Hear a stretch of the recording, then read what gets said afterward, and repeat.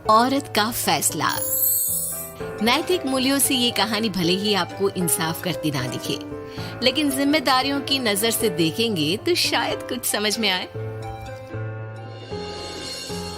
ये क्या है बहू, सुबह से घर का काम करती रहती है, फिर ऑफिस जाती है और बच्चों में लगी रहती है। अरे ऑफिस क्यों नहीं छोड़ देती, या फिर घर के लिए कोई नौकरानी रख ले। कैसी बात कर रही है माँ? जानती तो है ना अभी इनके ऊपर कितना लोन है। थोड़ा ही सही मदद कर देती हूँ तो अच्छा लगता है, और अभी उनको मेरे पैसे की जरूरत भी तो है। सुधा चंदर को बचपन से प्यार करती थी। एक ही मोहल्ले में खेल कूद कर बड़े हुए दोनों। जहाँ सुधा संपन्न परिवार से थी तो वहीं चंदर का परिवार आर्थिक परेशानियों से जूझता ही रहा। लेकिन सुधा की जिद के आगे किसी की नहीं चली। सुधा, कल ऑफिस जल्दी जाना है और 2 दिन के लिए गुजरात ऑफिस के काम से भी जाना होगा। अरे कैसी बात कर रहा है बेटा, बहू को अगले महीने बच्चा होने वाला है, इस वक्त तो उसके साथ रहे। अरे कोई बात नहीं ना माँ, उनको जरूरी काम होगा, वरना मेरा चंदर ऐसे वक्त में मुझे छोड़कर कभी नहीं जाता। चंदर सुबह घर से निकलता तो आधी रात को घर में घुसता, वो भी शराब के नशे में। चंदर की माँ उसे खूब समझाती। अरे माँ, देख रही हो ना कितना कर्जा है सर पर, काम करना पड़ता है। दिन रात काम नहीं करूँगा तो घर कैसे चलेगा। अरे लेकिन बहू को भी तो देख लिया कर, इस हालत में भी घर का बाहर का सारा काम करती है। चंदर तो जैसे माँ की बात सुनकर भी अनसुना कर देता है। ऑफिस के बाद चंदर का फोन माँ के पास आता है। माँ, वो ऑफिस के काम से आज रात के लिए पास के शहर के ऑफिस जाना पड़ रहा है, कल सुबह आ जाऊंगा। सुधा रात को कमरे में सो रही होती है कि उसके पेट में दर्द होता है। सुधा चंदर को वीडियो कॉल करती है। इनको फोन कर लो, शायद कुछ आराम मिले। लेकिन 10 बार फोन करने पर भी वो सुधा का फोन नहीं उठाता। ऑफिस के काम से गए हैं, हो सकता है बिजी हो। कितनी मेहनत कर रहे हैं हम लोगों के लिए। सुधा सो तो जाती है, लेकिन अकेले उसे कमरे में डर लगता है। अगले रोज चंदर घर आता है, जहाँ सुधा ऑफिस जाने के लिए तैयार हो रही थी। तुम आज भी ऑफिस जाओगे?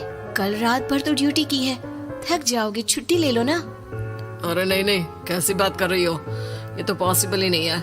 अच्छा रुको, मैं जल्दी से तुम्हारा खाना और नाश्ता बना देती हूँ। बेचारी सुधा ऑफिस जाना छोड़कर लग जाती है पति के लिए खाना बनाने, उसके कपड़े प्रेस करने और जरूरत का सामान मुहैया कराने के लिए। हो सके तो रात की ड्यूटी मत लिया करो ना, मुझे बहुत डर लगता है। अरे यार क्या है, तुम तो ऐसे बिहेव कर रही हो कि तुम ही अकेली हो जिसे बच्चा होने वाला है। इतने लोगों के पति जो काम के सिलसिले में बाहर होते हैं, उनका क्या? सुधा को चंदर के मुंह से ये बातें अजीब लगती है। अरे हुआ क्या है तुमको? पहले तो तुम मेरा कितना ख्याल रखते थे, मेरे पास रहते थे, मेरी दवा से लेकर खाने पीने तक का सारा ख्याल। और अब इस बार तो तुम एक दफा भी मेरे साथ डॉक्टर के पास नहीं आए, क्यों? अरे पागल हो गई हो क्या? पागल वाली बात कर रही हो। काम धंधा देखो या फिर तुम्हें लेकर टहलता फिरो। और मुझे शुक्रवार की रात को काम से निकलना है, सोमवार आऊंगा। सुधा को समझ में नहीं आता कि क्यों अचानक से चंदर को फील्ड का काम मिल गया है। लेकिन एक दिन, सुधा, मैं और चंदर जरा एक रिश्तेदार के घर जा रहे हैं, तुम भी तैयार हो जाओ, घर में अकेली कैसी रहोगी। अरे नहीं नहीं, इस हालत में इसे लेकर जाना ठीक नहीं है। अरे लेकिन मैं ऑफिस भी तो जाती हूँ, फिर घर में अकेले। चंदर उसकी कोई बात नहीं सुनता। वो सीधा कार निकाल कर माँ को लेकर चला जाता है।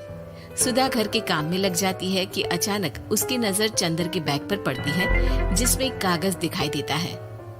इनकी कागज भी ना इधर उधर फैले होते हैं, एक भी खो जाएगा तो बवाल करेंगे।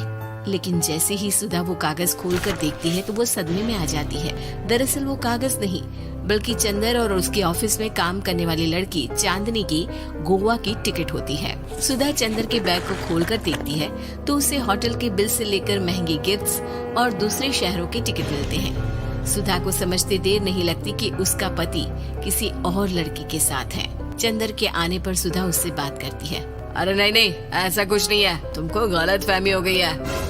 लेकिन जब सुधा के सवाल तीखे हो जाते हैं तो चंदर को अपनी गलती माननी पड़ती है और वो सुधा से माफी मांग लेता है। सुधा फैसला कर लेती है कि वो चंदर को छोड़ देगी। बच्चे और सामान को लेकर वो घर से निकल ही रही होती है कि सास उसे रोकती है। कहाँ जाएगी बेटा, रुक जा।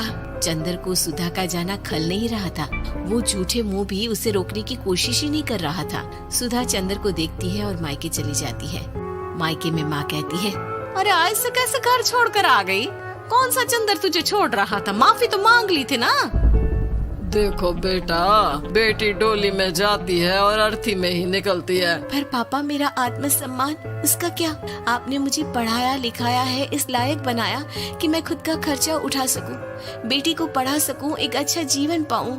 अरे लेकिन पति की जरूरत तो होती है ना सुधा दीदी, और अगर आपको नहीं है तो इस बच्ची का सोचो जो अपने पिता से इस कदर जुड़ी है। आने वाले बच्चे की सोचो जिसके आने से पहले ही आपने पिता का प्यार से दूर करने की सोच ली। सुधा फोन देखती है लेकिन चंदर का कोई कॉल नहीं होता।